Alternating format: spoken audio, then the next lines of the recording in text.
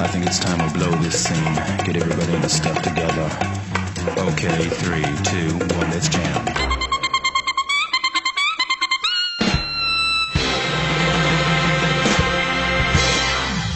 Aww, and today's episode of 1 Minute Reaction directed to Black Clover, episode 100, We Won't Lose to You. Now, although I did a live reaction, this is the aftermath. I've had a little bit of time to concentrate my thoughts, fix my mistakes, and just try to reevaluate what I've actually seen. And I have to say, I am still thunderstruck by this episode. Not only is it monumental in the way of the actual amount, we're up to 100 episodes, but today's art and animation was just ridiculously top-notch.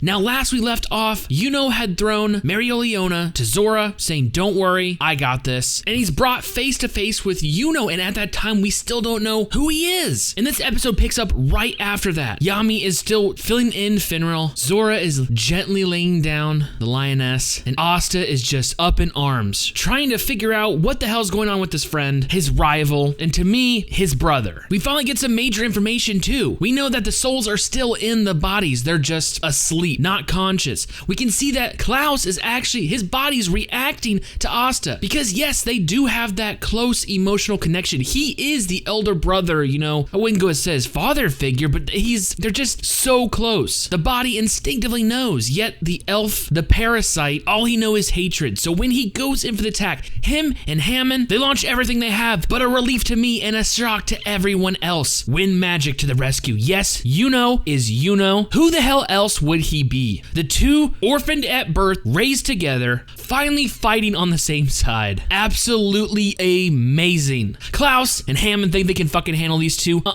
Even their supercharged tank looking thing. No. Asta, they pull out their trump cards. Asta takes on his demon form, and something I referred to in the live reaction as Sylph Overdrive is just Spirit Dive. But either way, it's fucking badass. And now he's elf charged, so the two are just way too powerful for their senpais. But this is actually bad. They may have won this battle, but they truly have awoken a beast. Yes, seeing his comrades fall before him has finally shocked the motionless, the speechless, Licht awake. And guys, I have to say, we have fought so many characters, so many battles in this series, but no other character has displayed this overwhelming aura. Not only does he come with his own sword, we know he has sword magic, but in a split second, impossible to detect, he is able to close the gap, and the battle commences. And what we see is an amazing back and forth. The animation was just fucking top notch. I know there was a lot of complaining about last week's episode, and I too had my fair share of disappointment. It was the lioness's time to shine in my eyes. Yet I can see that they poured everything they had into this episode, and the outcome was fucking amazing. Super dynamic, super fluid.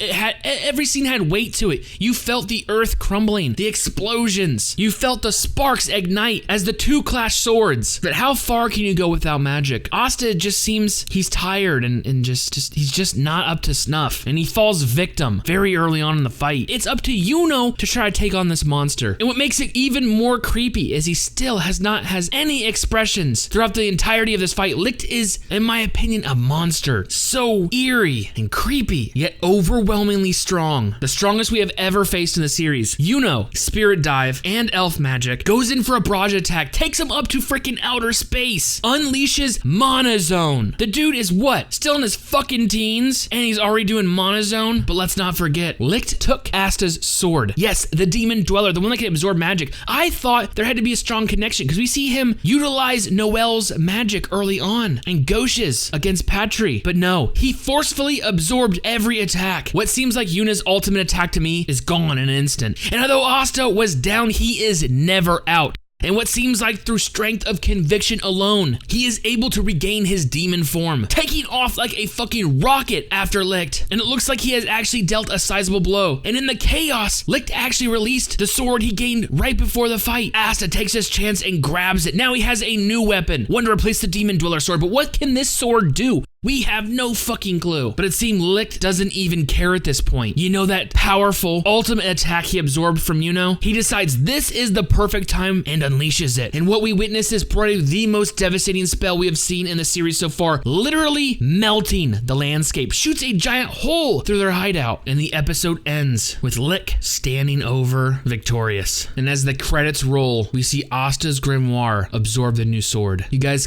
still got goosebumps? You know what? You know you're gonna get some good animation when you see their noses are pointy. It's that Tabata-esque art. You know shit is gonna be brought, and they fucking brought it. And this is just the beginning. This is like part 1 of their fight. Asta and Yuno can't fucking lose. Licht can't win. This is just part 1, round 1. I lost the battle, but the war's not over. Still, what can that new sword do? Will Licht and Yuno ever realize, their relationship? Will Licht ever fucking speak? It's so fucking creepy. If you can't tell, I absolutely love today's episode. It was just top notch through the revelations and the action, and we get back into that really dynamic, fluid animation that I love so much, where every movement has weight to it and you can feel everything. And finally, we get these two fighting side by side. 100 episodes of Black Clover have passed, and though we've had our ups and downs, I gotta say I have loved every fucking minute of it. So with all that being said, I cannot wait for future episodes.